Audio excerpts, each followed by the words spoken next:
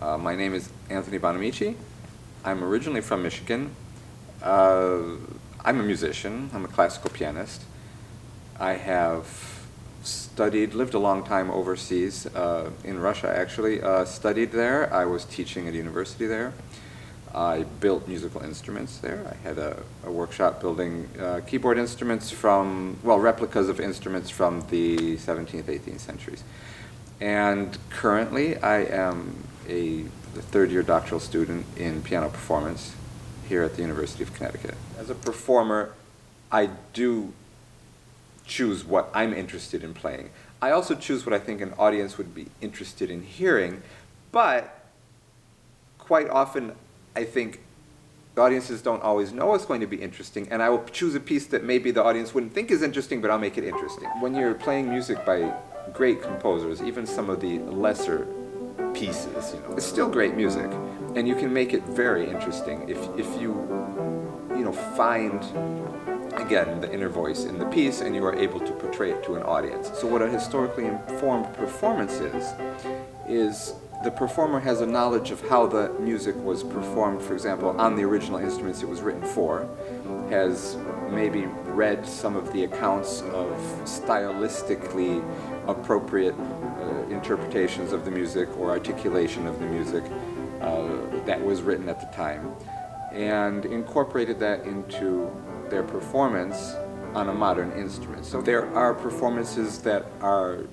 more historically performed in the fact that they actually use instruments or replicas of instruments that the music was written for. So there are plenty of musicians that perform only on those instruments. So if there was a piece written on an early forte piano, so even they might divide the music of Beethoven into periods, and will pick an appropriate forte piano, because during his lifetime the piano was changing constantly.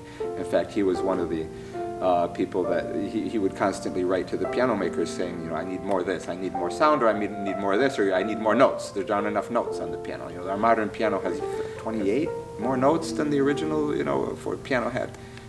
The amount of performances on modern instruments, so performers that don't specialize in performing on replicas of instruments from previous centuries but are playing on a modern instrument, the percentage of those performances that actually incorporate knowledge of a previous style, I would say, is rather low. The importance of historically informed performance, I think it's quite important to know, because it does change the character of the music. Of course you can play the music that was written without any of that knowledge. You can still make it sound good. You can still have your own interpretation and make it effective and speak to an audience in that way. I don't think it necessarily conveys the aura of a style of what was happening at the time. No, if you don't put your own character into it, then it's just sort of boring. If you put too much of your own character in it, it can also be dangerous, and then it's sort of like, are you playing yourself, or you were playing the composer that wrote the music? And it all comes down to a sincere interpretation of the text you have in front of you. You should definitely try to emulate what the composer wanted. There's no question you have to do everything he said to do. If he wrote something in the score, you have to do it.